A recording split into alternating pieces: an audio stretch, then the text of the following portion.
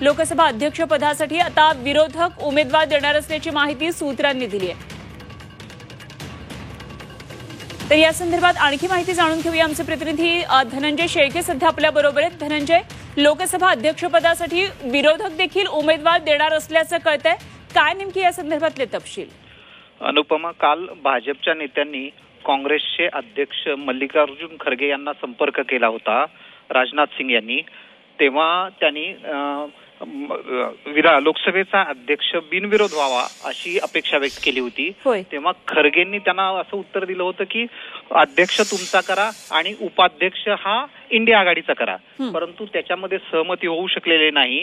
त्याच्यामुळं उपाध्यक्षपद द्यायला, लोकसभेचं उपाध्यक्षपद द्यायला भाजप एनडीए तयार नाही। त्याच्यामुळं त्याच्यात सहमती झालेली नाही आणि त्याच्याचमुळं आता इंडिया आघाडी सुद्धा लोकसभा अध्यक्षपदासाठी उमेदवार उतरवण्याची शक्यता आहे। ठीक, धन्यवाद धनंजय दिलेल्या माहितीसाठी। तर लोकसभा अध्यक्षपदासाठी सुद्धा आता एकंदरीतच निवडणूक आणि चुरस असणार आहे, कारण लोकसभा अध्यक्षपदासाठी विरोधक सुद्धा उमेदवार देणार असल्याची माहिती नुकतीच कळतीये।